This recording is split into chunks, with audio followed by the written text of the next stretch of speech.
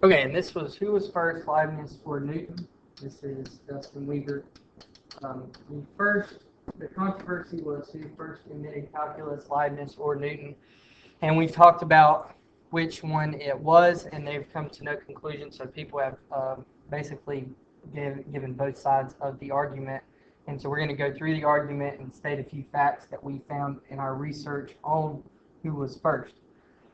These are the basics of the controversy. Leibniz developed his ideas of differential calculus.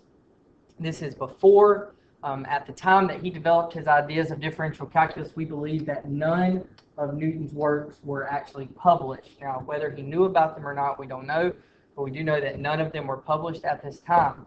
Now, Leibniz, because none of them were published, he claimed that he had no way of knowing that Newton had already hit upon or found the calculus that we know of today.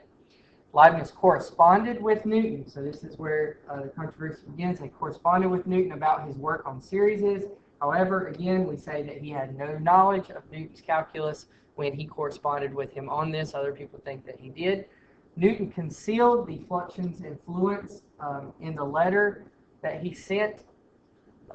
Now, Leibniz wrote a reply in 1677 where he fully described his differential calculus. Now, again, because Leibniz's letter was after Newton's, this seemed to many people to think that he had copied him.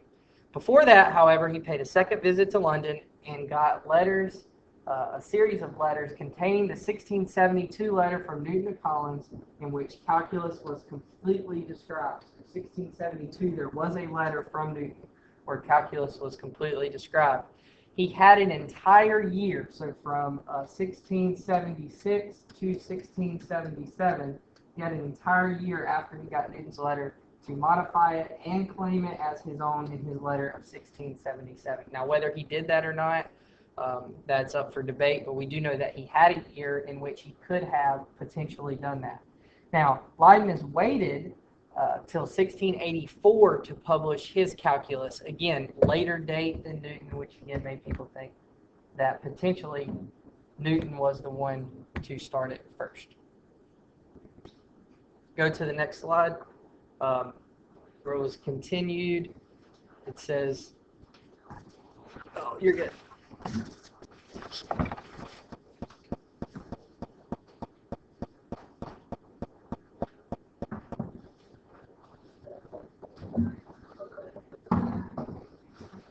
Because had he published it right away in 1675, he probably would have not faced accusations that he did.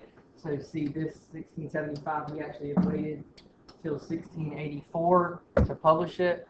Up to 1700, neither Newton nor Leibniz were directly involved in this controversy.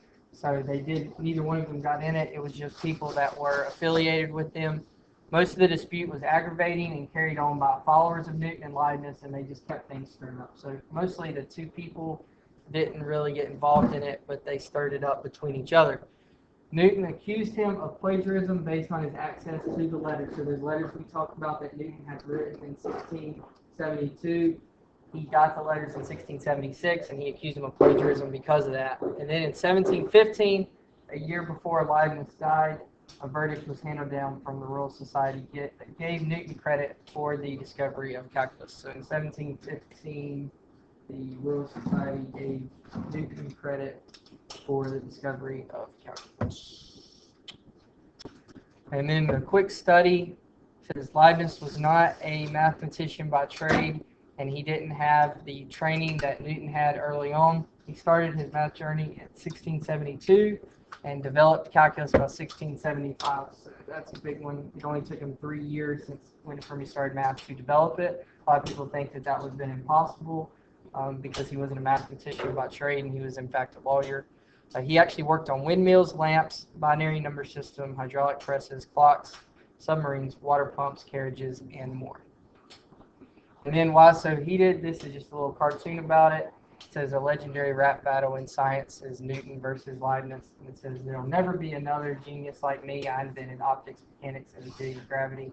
You peeked at my manuscripts. Don't try to lie. Then over there it says if you don't publish first, then you can't be mad. So again, that's his opinion, and then Leibniz's opinion back as well.